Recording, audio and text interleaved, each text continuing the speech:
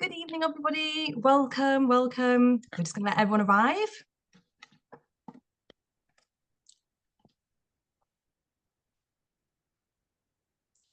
Good evening, everybody joining us. You can see numbers ticking up quickly, so we'll just give it a few more seconds, let everyone join us.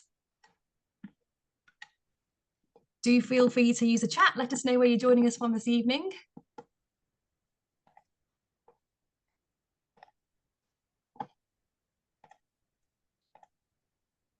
Good evening, everyone. Let's let a bit more people come in. I think we're probably about there. Hello to Carol in the Chilterns and Tracy in Derbyshire. Very nice of you to join us. Okay, I think the numbers are about there, so we will begin. Good evening, everyone, and thank you so much for joining us on this dark November evening. This is the second in this winter's series of online wildlife webinars, and I'm delighted to be your host for this evening. My name is Kerrie Porteous. I work in the Naturetrek office, and I am Naturetrek's head of sustainability. Some of you might recognise me from days of old when I was one of the ops managers and often talking on these webinars. But these days, I focus my time on the various sustainability initiatives that we look after as a business, particularly our reserves in Ecuador, Italy, and most recently in Scotland. Perhaps more on that another time. This evening, I am delighted to be joined by one of my colleagues from the Naturetrek office. He is in fact there in the office, we can all see, Chris Wilkinson. Chris is a lifelong birder, butterflyer, mother, and all-round great naturalist, and he joined Naturetrek's operations team in early 2024. He looks after a range of our tours, but also leads many of them and plenty of our day trips. He's usually in charge of the moth trap and the bird walk if you come visit us in the office.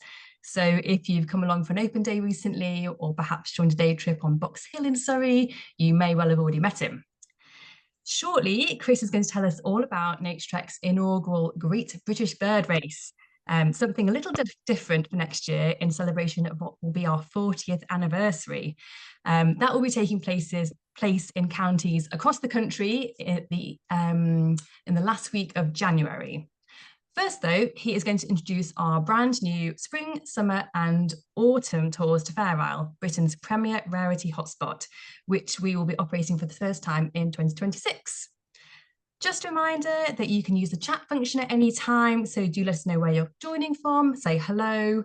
I've noticed that someone's popped in saying, has anyone else got a bad echo? I suspect that is your problem. It's generally, it will be something on your computer, maybe try turning your audio off and on again, something like that. I think it's probably okay for everyone else.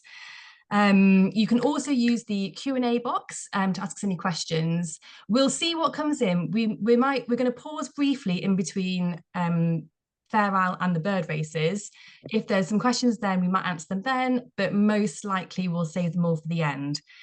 Chris is expecting to chat for about 20 minutes on Fair Isle, about 20 minutes on the bird races, and that gives us plenty of time for questions, and we'll wrap up in about an hour's time.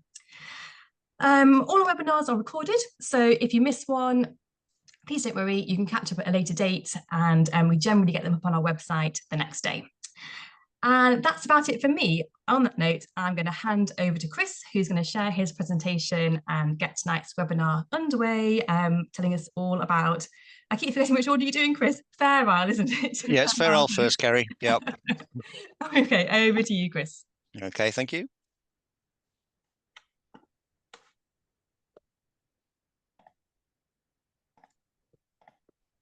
Well, good evening, everybody, and welcome to this Naturetrek webinar. As Kerrie's already mentioned, I'm Chris, and tonight I'll be talking about a new destination, which is the legendary Fair Isle, and later I'll be taking you through our new concept of the Great British Bird Race. So, Chris, I cannot yet see your presentation. You can't see my presentation? Not yet. Okay, let me go back. We practiced this diligently about 10 minutes ago. We did. I did share screen. Right, let's just try again.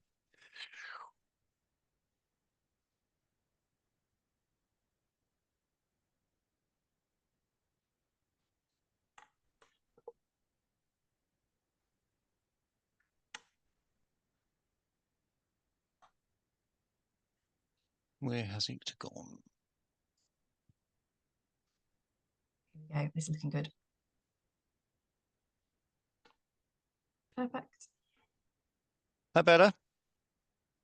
Just waiting for it to go. Yeah, that looks good. Put it on your Okay. view. Okay, so I'm in presenter view. So sorry about the teething problems there, but technology for you. Okay, so yep, as mentioned, I'm Chris. So first I'm going to be taking you through our new destination, which is Fair Isle. And then after that, we'll be looking at the new concept of the Great British Bird Race. So we're going to start with Fair Isle. So as Kerrie has mentioned, Fair Isle will be new for 2026. It's a destination we've never been to before. So we're partnering with the legendary Fair Isle Bird Observatory, and we'll be running 3 tour formats to this fantastic British birding destination. And as I'm sure you can see my screen here, but this beautiful aerial shot of Fair Isle, this is the Fair Isle Bird Observatory up on the hillside here. And this jetty here is where the ferry will be docking, should you join the tour, for the short walk up the hill to the Fair Isle Bird Observatory. So a little introduction to Fair Isle. So where is it and what is it known for? So way up in the far north of Britain, you see this red dot here, this is Fair Isle. So it lies roughly midway between the Orkney Islands and the Shetland Islands. And we can see here some other legendary birding places, North Ronaldsay on Orkney there and Sumberhead on the Shetlands, both visible from Fair Isle. So it lies halfway between Shetland and Orkney. And what is it known for? Well, it's renowned particularly for its seabird colonies, which are huge and of international importance. And it's also known for its bird migration and particularly rarities. Other activities on the island, so it hosts a traditional crofting community, and it's got a thriving cottage wool industry. I'm sure we've all heard of Fair Isle jumpers. Plenty of people who visit Fair Isle end up coming back with 1 or 2 of them as well. And why not? So on the back of the wool industry, there are obviously plenty of sheep grazing the islands. But obviously the main claim to fame of Fair Isle is the world famous Fair Isle Bird Observatory. So here's a picture of the observatory. So it's been operating as an institution on Fair Isle since 1948. The previous iteration of the observatory, which had only been open a few years, was destroyed by fire in 2019, which was a real disaster. But in the last few years, the observatory has been rebuilt and it reopened in 2025 in this modern, comfortable building. So it offers comfortable accommodation and excellent catering. And in terms, as already mentioned, it has an unparalleled reputation for rare bird findings. And I don't think it's an exaggeration to say that if there ever was an essential pilgrimage for a British birder, it would be Fair Isle. So how do we get to Fair Isle? So our standard tour starts in Aberdeen, where every evening there's a ferry crossing to mainland Shetland to Lerwick, which takes 12 hours. So that's overnight. So either leaves at 5 p.m. or 7 p.m. from Shetland, from Aberdeen, and docks in Shetland at 7 a.m. the next morning. Now Lerwick is in the sort of central part of mainland Shetland. Now this fine vessel here is the Good Shepherd. Now this sails from Grutness to Fair Isle, not every day, a few days a week, and it takes 2.5 hours to cross from Shetland to Fair Isle. Now, in terms of location, Grutness is at the far south end of Shetland, so we will probably have to take taxis from Lerwick down to Grutness to connect with the ferry on the same day as your Aberdeen arrival. At present time, the ferry is actually leaving from Lerwick, and this is because they're re-engineering the jetty at Grutness to take a larger ferry, which will start operation next year. So we think this coming year will be the last year of operation of the Good Shepherd. So this ferry leaves late morning, takes 2.5 hours, and arrives in Fair Isle sort of early to mid-afternoon. Obviously, it's a very small ferry, and there could be high seas, so it can be quite a bumpy crossing. So your sea legs will be tested, and if you are susceptible to seasickness, we strongly recommend you take precautions. But should you not wish to take the ferry at all, there are flight options. So there are flights every day from Tingwall to Fair Isle. It's just a small 7-seat Britain-Norman Islander. But for a supplement, we can book the flight subject to availability. And also, if you didn't fancy the overnight ferry from Aberdeen to Shetland, there are flights to Aberdeen, which you can organise yourself, or we could organise for you. But again, that would be a supplementary cost. Accommodation on the ferry from Aberdeen. Your tour comes with a sleeping pod, which is a semi-reclining seat in a darkened room. I've always used them and I find them okay, but I know some people prefer to be horizontal. So we can book cabins subject to availability, but again, that would come at a cost. So accommodation at the Fair Isle Bird Observatory. So as mentioned, we've got comfortable modern bedrooms, mostly twin bedrooms. All rooms are ensuite with showers, so very well appointed. And we have this lovely, bright, spacious lounge area, which has great views across the hills and moors of the island and out to sea to the east. And in this area, there's tea and coffee is always available. So quite a nice social area. There's always a few people hanging out here. And after dinner in the evenings, this turns into Kenny's Bar, which is well stocked and generally quite well attended. In terms of food, breakfast, lunch, and dinner are served in the communal canteen, and all dietary types can be catered for. And just so you're not completely cut off from the outside world, there is Wi-Fi, which is free and available for all guests. So the work of the Fair Isle Bird Observatory, what do they actually do there? So first and foremost, it's migration studies, and they mostly do this through capture and ringing. So they do have heligo-land traps and set mist nets across the island. Also, bird migration census work. It's not just ringing, capturing birds and ringing them. It's actually logging species and numbers migrating across the islands. And also, probably the most important thing at Fair Isle are the seabird colonies. These are internationally important. So there have been long-term seabird monitoring population studies going on the island for a very long time. Also, one or two resident passerines, reasonable population of things like twite, a good population of skylarks, some waders on the moors. These are all monitored. And the island has its own little endemic subspecies, the Fair Isle wren, which through population monitoring by the observatory, we now know once upon a time was down to only 10 pairs. So it's not a numerous species, but you will see it if you visit Fair Isle. So habitats on Fair Isle. It's a small island. It's only 2 miles long and a mile wide. So very compact, but within that small space, there are some various habitat niches.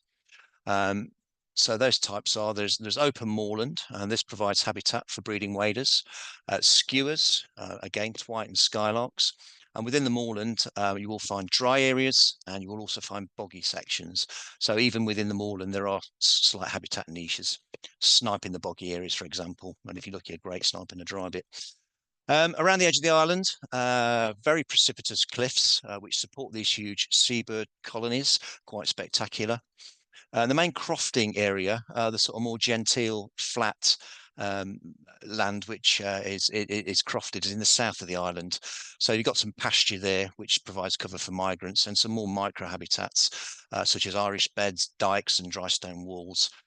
You find in an open place like Fair Isle, the tiniest piece of habitat provides shelter for birds. There are no real trees as such. It's very open indeed. Around the edge of the island, we have geological features called geos. Now, these are deeply eroded gullies, and depending on which way the wind's blowing, these often offer quite good shelter on certain sides of the island from the wind, and as such, can be quite good areas to find migrant birds. You've got rocky shores providing shelter for tide migrants and foraging waders. And also the geos are a favourite haunt of the Fair Isle wren. So it's a little bit of a habitat specialist, really. It likes the geos. And then across the island, there are one or two small locks which provide resting areas for wildfowl, waders, and divers. Now, this little map here, this is the map.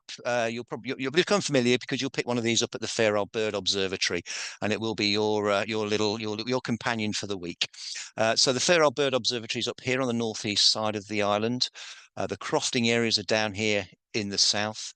The moorland is up here to the north of the airstrip, and then with big seabird colonies on some of these big offshore stacks and all around the edge of the island.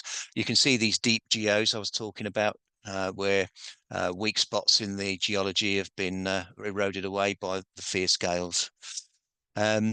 So, yep, like I say, you can also see some of the small locks I was talking about, which provide resting areas for wildfowl waders and occasionally divers. So breeding birds on Fair Isle. Seabirds are obviously the most important, internationally important, and the species you're likely to find include great skua, Arctic skua, storm petrel, European storm petrel breeds, fulmars in good numbers, kittiwakes, puffins, razorbills, guillemots, gannets, Arctic terns, and black guillemots as well, which is very, very much a feature of northern Britain.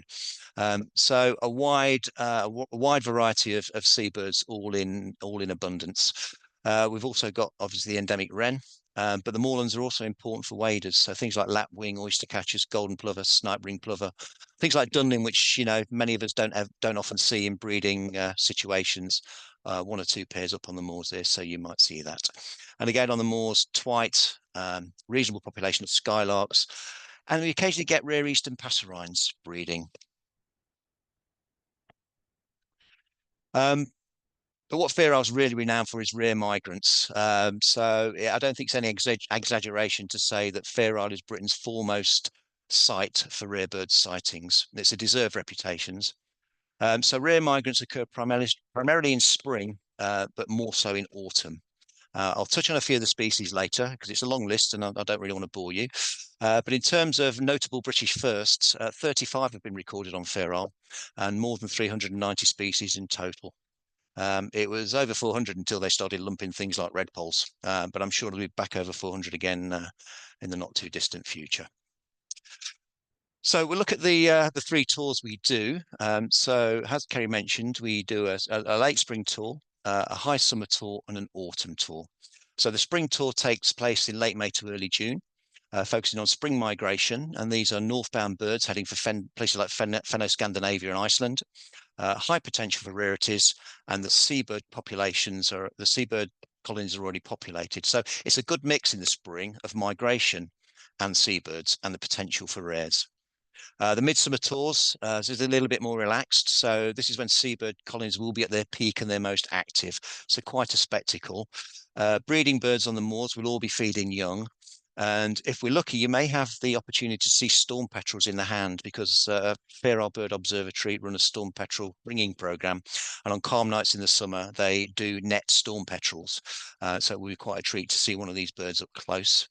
And we've also got the simmer dim of summer, the endless twilight. It's quite atmospheric and a lovely time to be there. Autumn tours, September to October. Now, this is peak migration with the greatest potential of rears and numbers of migrating birds. Seabirds have mostly all gone by now, so autumn is all about migration. And on all the tours, you will be guided by an expert guide from Naturetrek. So we'll go through each tour one at a time. So we'll start with spring. So this departs late May. As mentioned, this is the migration peak with falls of northern and eastern European birds. Could be warblers, flycatchers, thrushes, wagtails, pipits, all in breeding plumage and all moving north rapidly, all in a hurry to get to their northern breeding grounds and get on with the business of breeding. As mentioned, the seabirds will be back on their breeding colonies, to include things like skuas on the moors. And if you've ever been close to a territorial great skua, you probably know about it. So one thing you ought to be careful of. But a feature of spring on Fair Isle are overshooting scarce passerines. Now, these often come from the east and the south. So things that good chance of seeing things like blue throat, marsh warbler, icterine warbler, thrush nightingale, redback shrike, subalpine warbler. So all really good birds to see in Britain, and that Fair Isle has got way more than its fair share of things like that. You'll also see the breeding waders on territory, so the golden plovers, oyster catchers, lapwings, dunlins, etc. And also, this is a time of wildflowers, so quite a colourful time of year. Things like spring quill and thrift, adding blues and pinks to the cliff tops and adding to the overall spectacle. Again, extreme spring rarities. it's not just about the autumn. So birds from all points of the compass are possible. And these have included transatlantic vagrants, things like myrtle warbler, hermit thrush, brown-headed cowbird, white-throated sparrow, American kestrel. These have all occurred in the spring. And from the Far East, Pallis's reed bunting. There was one last year, the second ever for Britain on Fair Isle last year. Guess where the first for Britain was? Fair Isle. So the only two records of Pallis's reed bunting in Britain.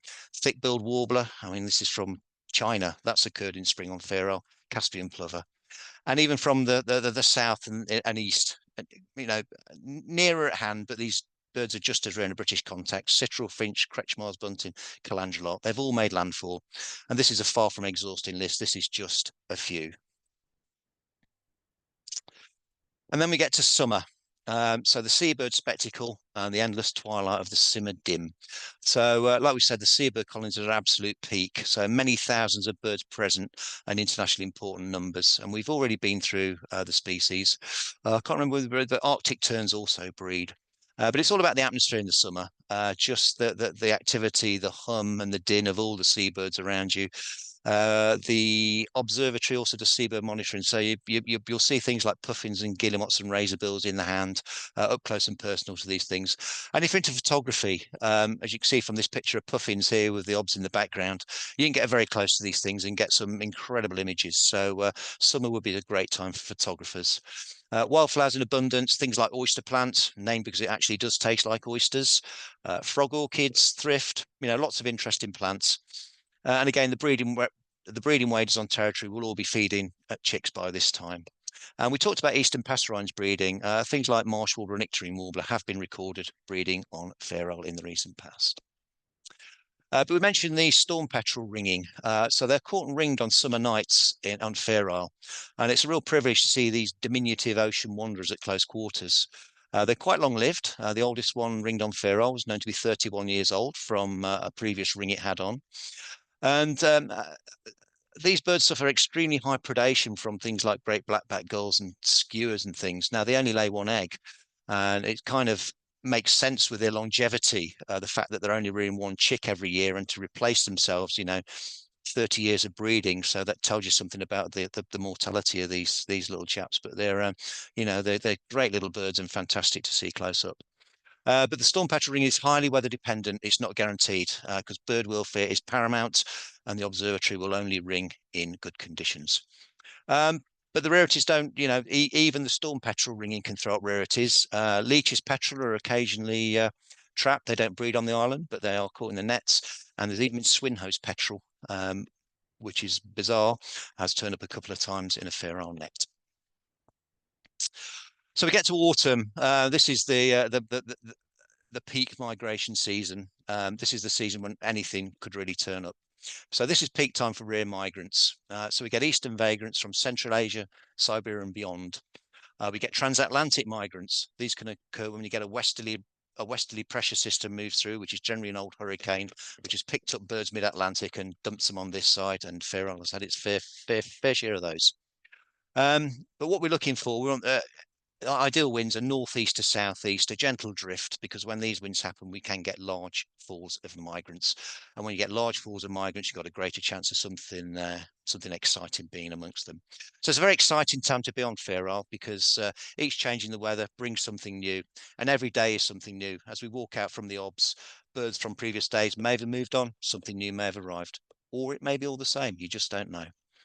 So it's the best time of year to encounter extreme rarities. These are, like I say, Siberia, Central Asia, North America. And some of the special species of Fair Isle, there's one, the lanceolated warbler. There's been about 200 British records of lanceolated warbler, and over 100 have been on Fair Isle. So that's half of the British records of lanceolated warbler. Incredibly difficult bird to see. It crawls around the grass like a mouse, but because of Fair Isle's open habitat and the fact that they often get caught in the nets there, it's by far the best place in Britain to see a lancey.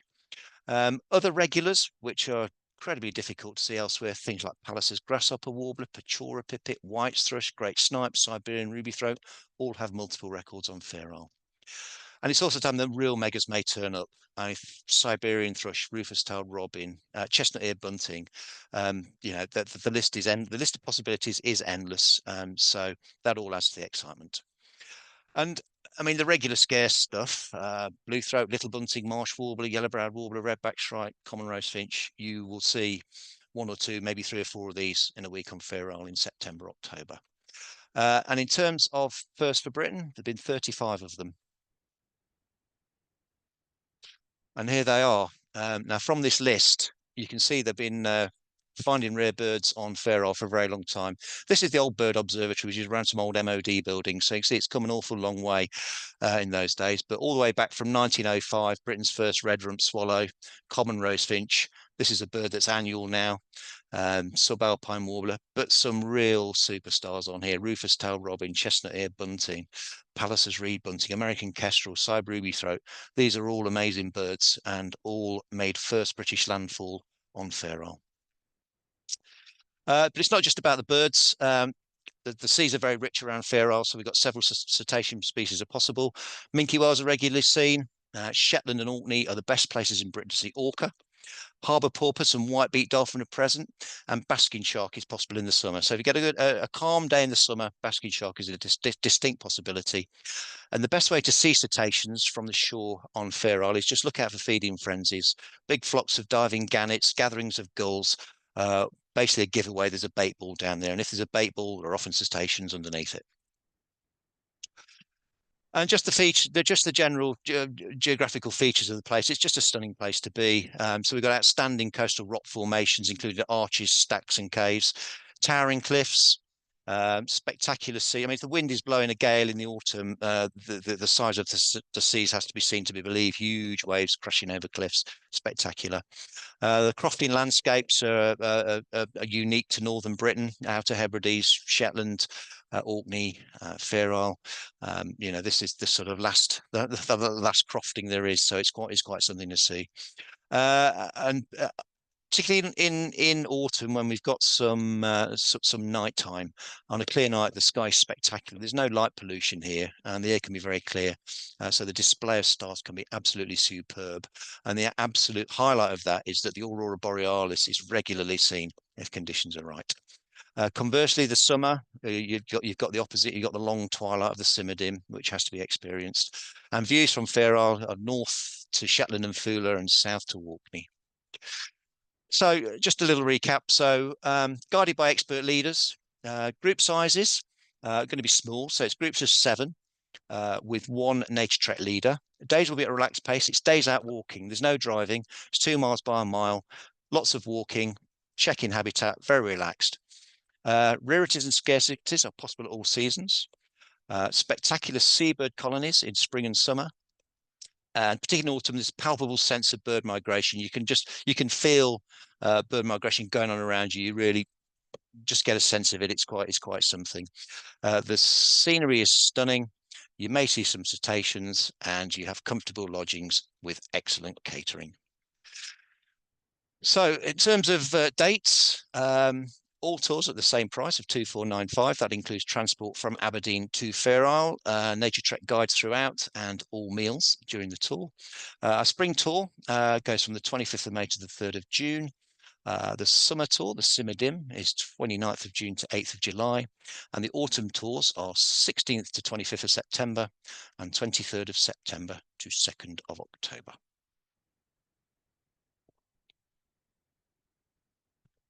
I think Kerrie's going to come in now. Is this my cue to give you That's your cue, Kerrie. Break?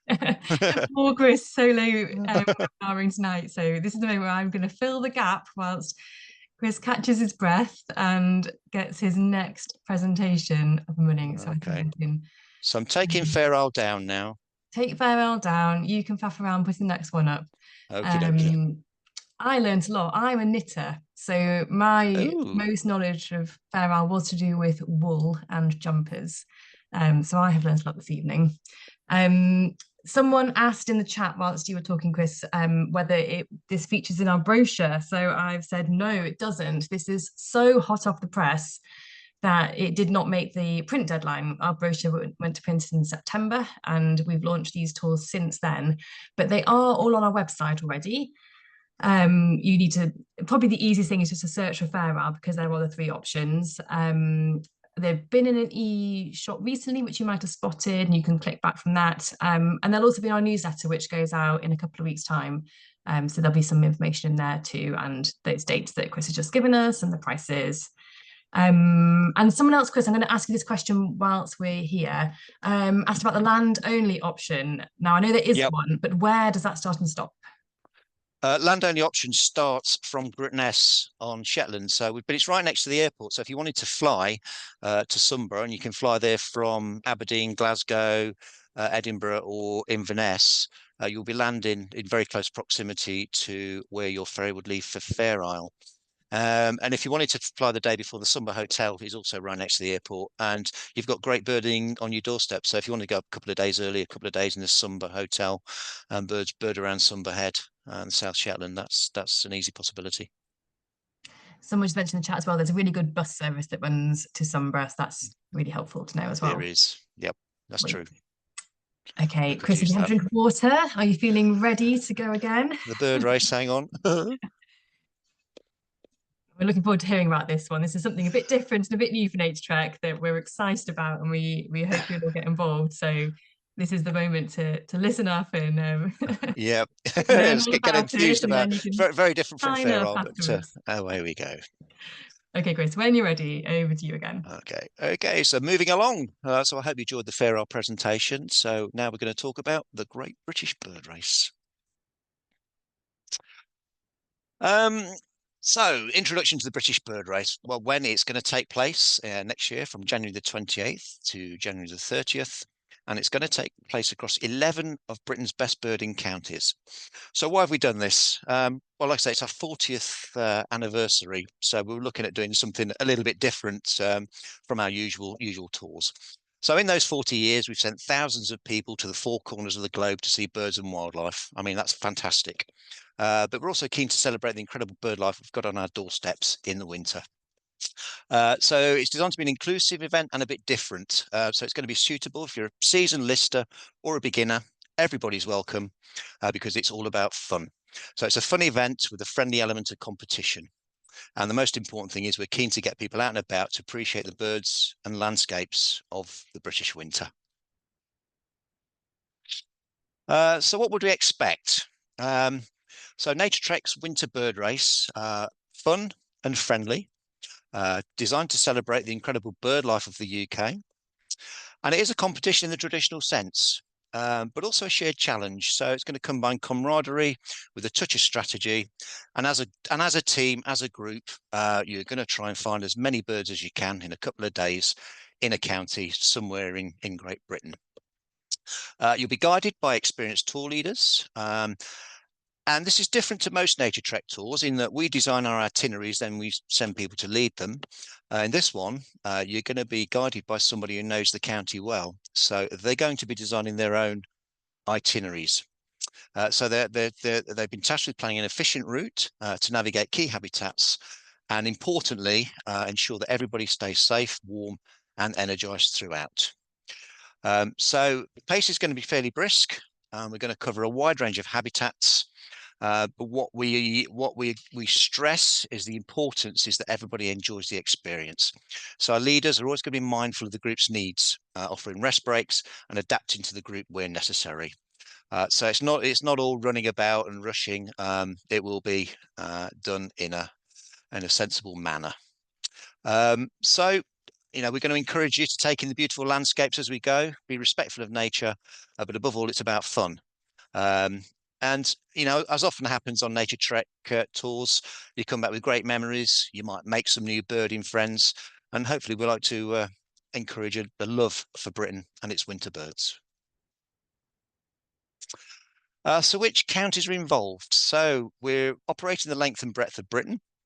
So we'll start down here. So Cornwall in the southwest, through Somerset, Dorset, Hampshire, Gloucestershire, Kent, Suffolk, Norfolk, Yorkshire, Northumberland, and the Highlands.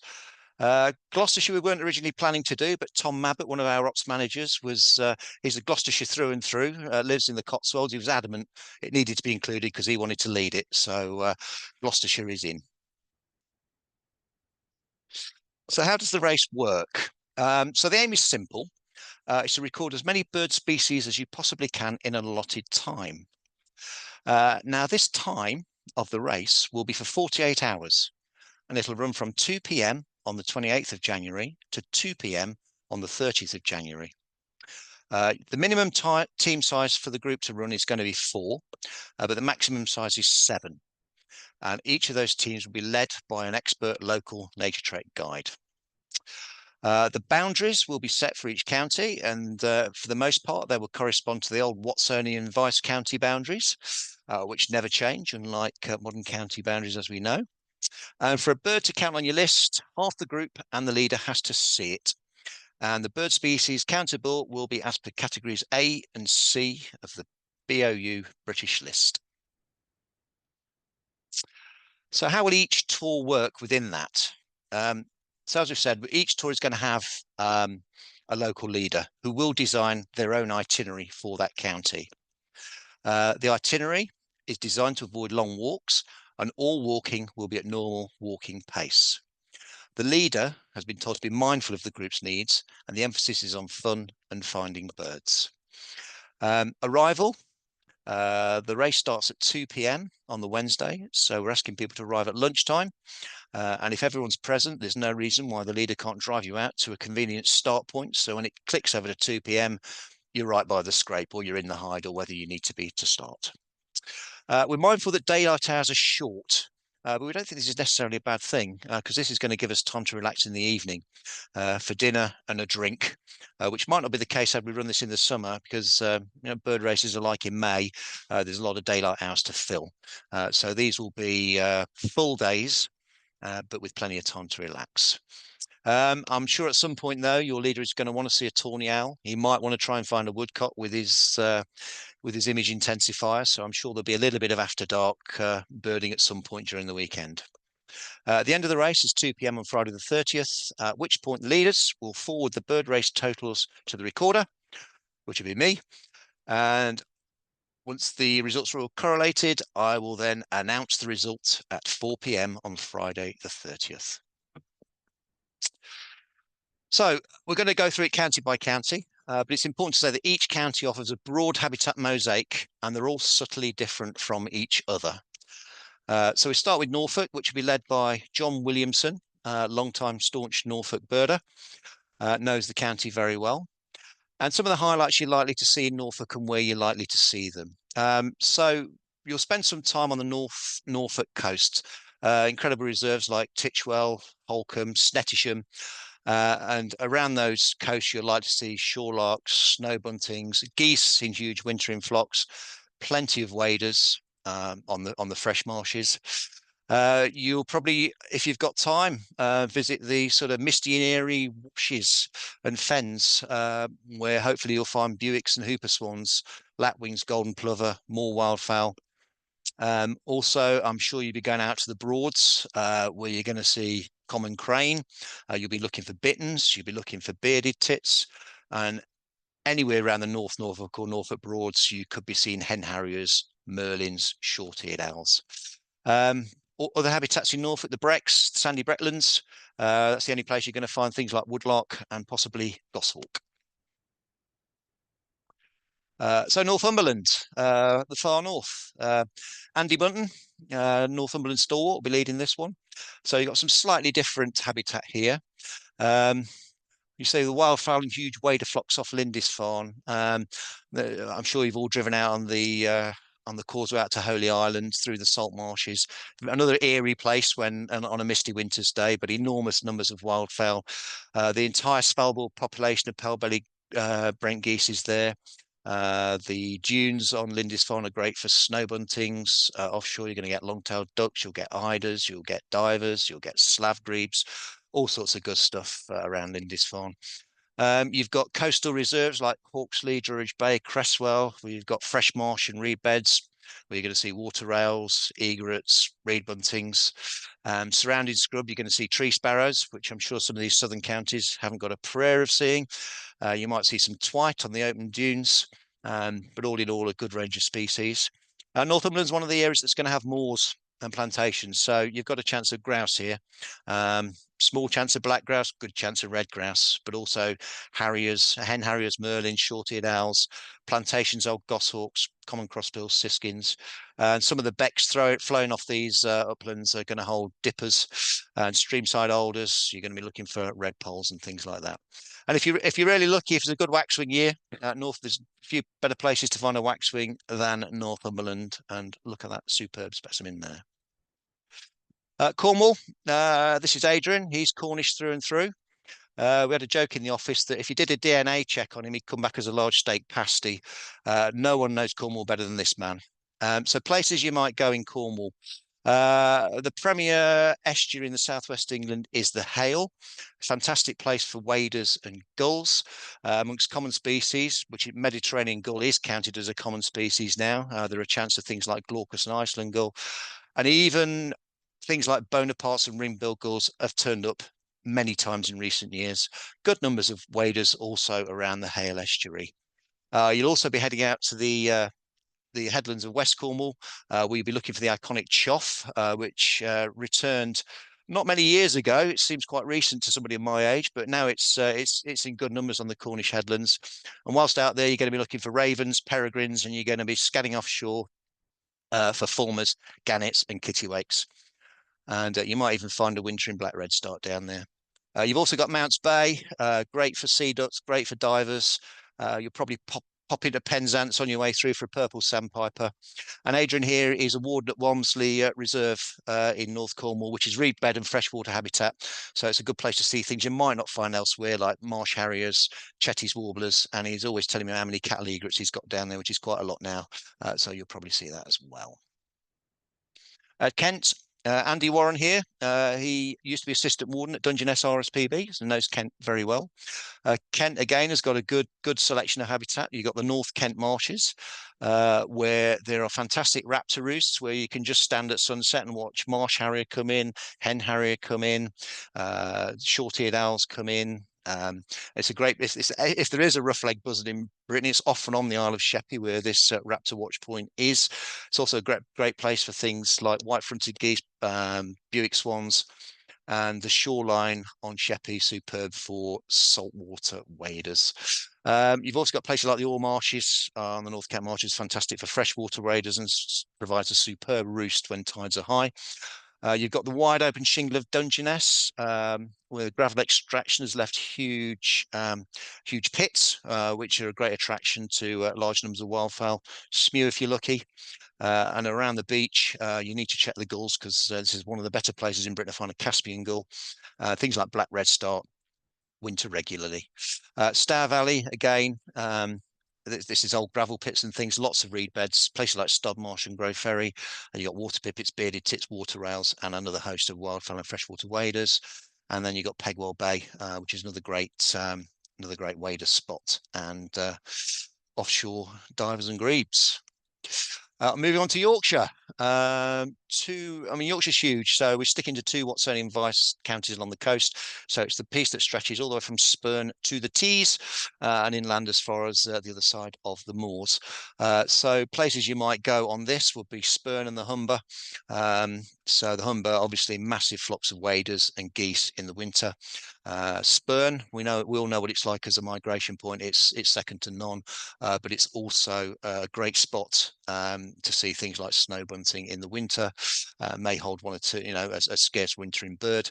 You've got Kilnsea wetlands up the road where you'll be looking for snipe, water owl, black-tailed godwit, etc.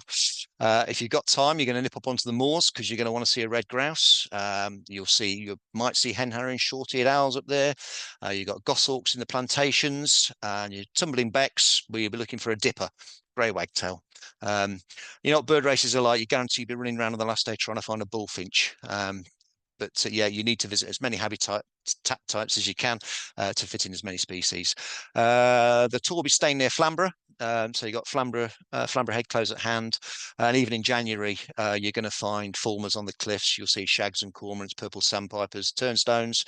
And offshore, there's always a chance of gannet, kittiwake. And again, up in Yorkshire, tree sparrows, common. They're not down south for us anymore. So you should see those in good numbers. And then you've got wetland reserves such as North Cave, which are excellent for things like goldeneye, widgeon, shuffler, surrounded by alders. So you'll be scanning those for redpolls and siskins, corn buntings. You won't struggle for a bullfinch in Yorkshire, I'm sure.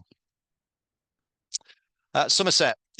Andy Mears, a good friend of mine, spends his he lives on the levels basically. I don't think anybody knows it better than Andy.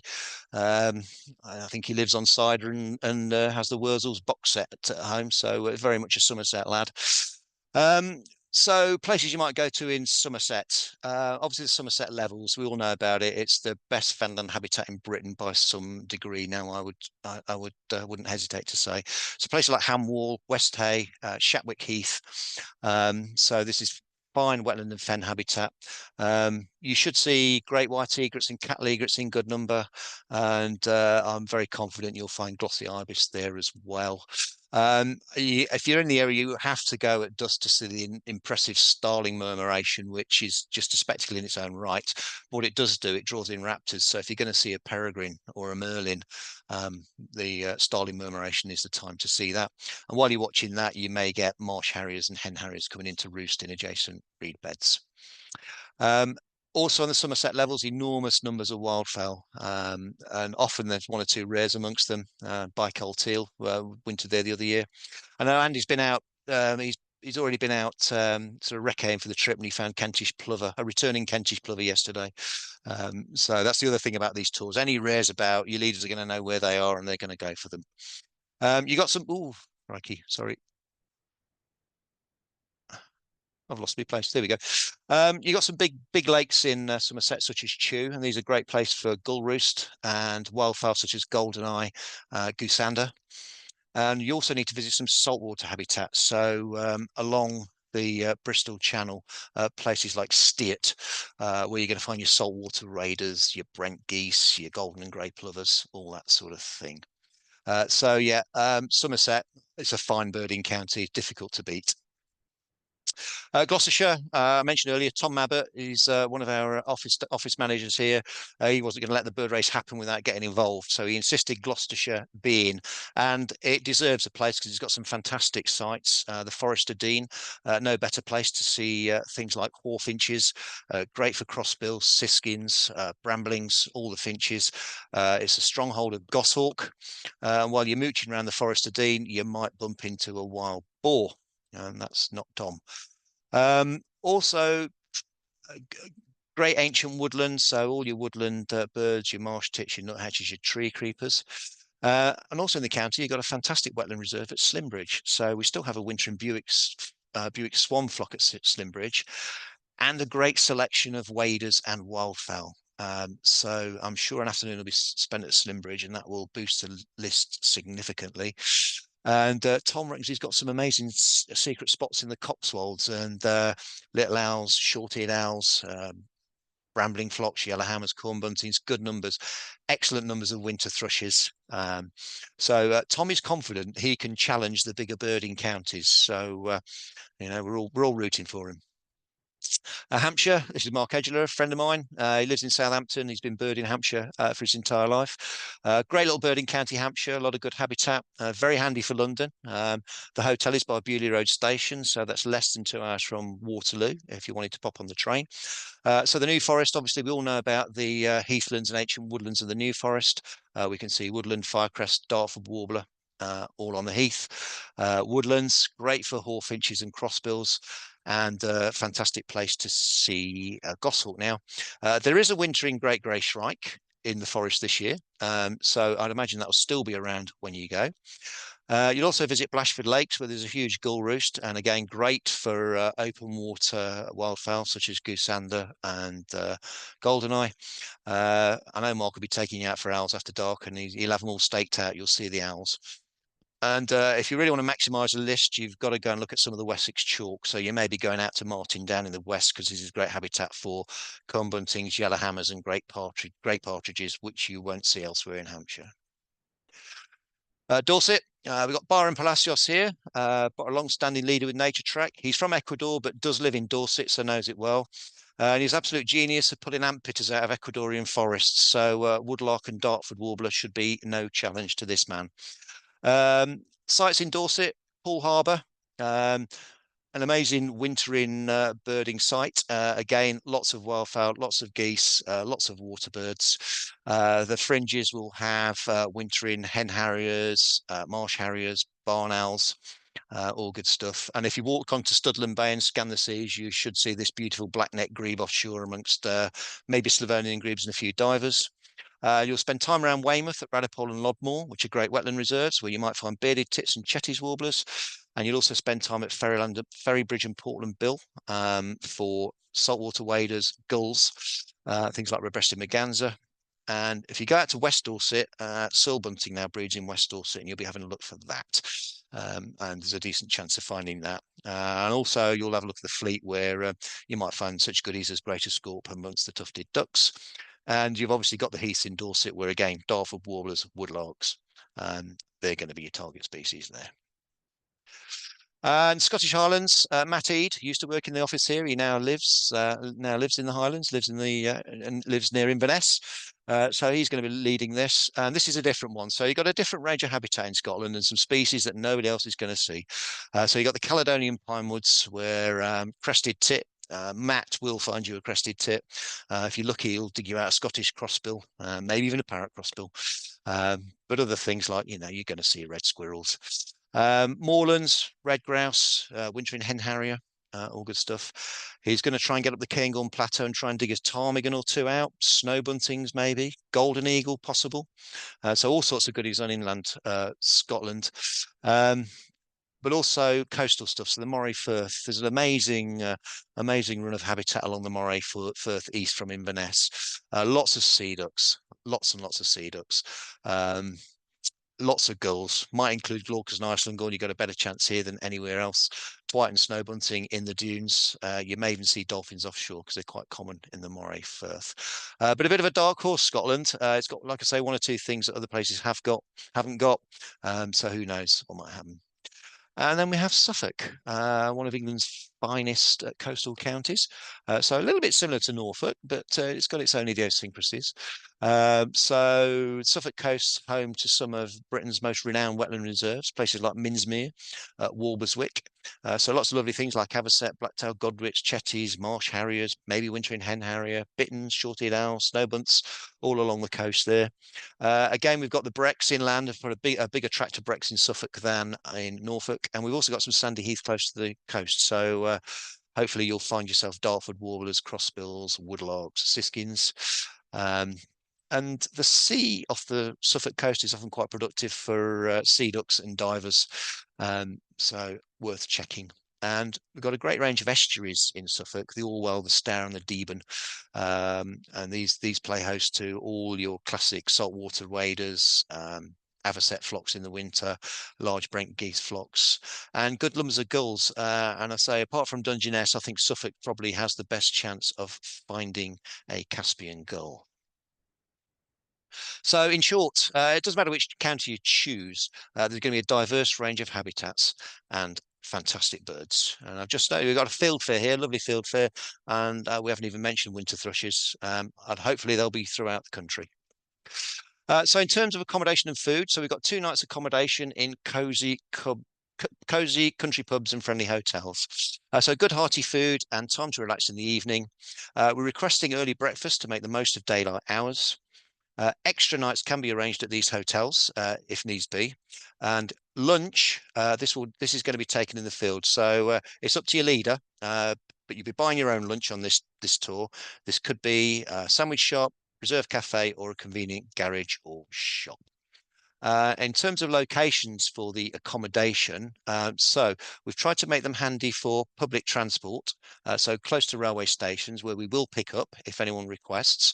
But also close to the birding sites. So Norfolk is in Holt, Suffolk is in Dunwich, Kent is in Faversham, Hampshire is Bewley, Dorset is Portland, Cornwall is Marazion, Somerset is Wells, Gloucester is Colford in the Forest of Dean, Yorkshire is Flamborough, Northumberland at the lovely coastal village of Sea Houses, and Highland is in Aviemore in the Cairngorms. So transport, you can arrive by road or rail, but throughout the tour you'll be driven by your leader in a minibus. There'll be 9-seater minibuses with a maximum group size of 7, so should be plenty of room. Expect short journeys and plenty of stops to maximise sites and species. Already mentioned pick up and drop off at train stations available. Arrival by lunchtime on day 1 and departure late afternoon to facilitate an easy journey home in the evening. So the results. So leaders will report their tally at 2 p.m. on the Friday. That will be to me. And then at 4 p.m., which will give you all time to get from wherever you are back to your hotel, I'll be announcing the results. I'm sure the tension will be palpable. So who's going to claim the trophy for the first inaugural Naturetrek bird race? So we'll do something via WhatsApp, maybe a little video call, and we'll do it with deep suspense. And hopefully there'll be time for the winners to celebrate before everybody hits the road and heads for home. So in summary, friendly, lively event designed to celebrate incredible bird life of the UK in the colder months. 48 hours from Wednesday the 28th of January to Friday the 30th of January. You'll be part of a team aiming to see or hear as many bird species as possible across your chosen county. But the aim, as we stress at all times, is to enjoy it, enjoy the birds, and have a lot of fun. So, taking bookings for January, the cost is $595, inclusive of food and 2 nights in a lovely hotel, wherever it may be. And the various tour codes are shown on your screens. And that's it. Fabulous. Thank you, Chris. Thank you, everybody. I hope I didn't bore too many of you. You certainly didn't. I was chuckling away at some of the descriptions of our tour leaders. Oh, right. Yeah. Well, you know them as well as I do.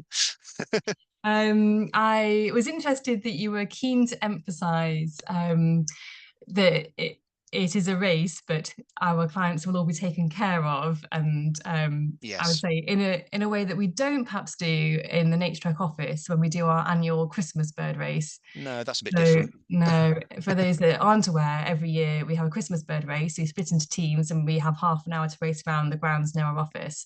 And I would say in those situations, the team leaders don't really pay attention to the team members and we literally run Yeah. and leave people behind and whatever is required to get the most amount of birds. It's very That's not what's going to competitive. happen on these tours. No, no, not at all. Not at all. But is there going to be a Well, prize, Chris? Will the winning team get a prize? well, we think there should be. I think there I should can't be. reveal anything at the moment, but yes, I think there will be a Okay. prize. It'll be worth fighting for, I see. Indeed. Okay, so if anyone has questions, you can use the chat or there's also the Q&A box. Either is fine. I'll keep an eye and put a few questions to Chris. There has been some commentary about the places where there are not bird races this year. Mm, And Andrew Burke, thank you for fighting our corner here. It is the first time we're doing this. We need to have a hotel and a leader available at exactly the same time in order to make it work. yep. Which is not totally straightforward to do it in every single county and every part of Britain, but we may do it again if it's very popular and there's appetite for more. And if you're in a place that you feel is underserved, Yep. let us know. Or perhaps use it as an opportunity to explore another part of the country. You could Yeah. join I an think expert leader in your own county, but equally hop on a train or travel elsewhere and do some amazing birding in another place that sounds nice. So indeed. there are But options out there. it is part of the plan, Kerry, if we do it again to vary the counties, so it won't always be the same counties. Um, so I mean, some of these are obviously, places where you would want to do a bird race at every opportunity, but should we repeat, will certainly be some of these counties won't be repeated, and others will be coming in. So we will spread this about. Yeah. There's a good question here. I'll say how this works in, in a Naturetrek office bird race. So Nicola asks, what will you do to make this suitable for beginners? Now, I don't know if this is going to be the same rule, but the Naturetrek office bird races, everyone has to see and identify a bird. So it's no good the leader saying, that's the parrot crossbill and running on quickly. Everyone in Yes, the group needs to be able to ID it and understand what they've yes, seen. Is that yes. correct? Well, we're debating the rules at the moment. The initial rule we thought was for at least half the group and the leader to have identifiable views. But there are those that think that everybody should have identifiable views. So we're having a debate about that, but no, like I say, it's welcome to everybody, and our leaders will be briefed that you know we're trying to attract beginners. We want beginners to be excited about birds, and our leaders want that as well. It's about enthusing people. The more people we get interested in birds and Britain and its habitats, the better. So we want to welcome everybody, no matter what your ability is, and any questions you've got, feel free to ask your leader. You may have more expert clients along with you who'll be able to help out. But no, the idea is that it's a team and everybody's an important member of that team and everybody's included.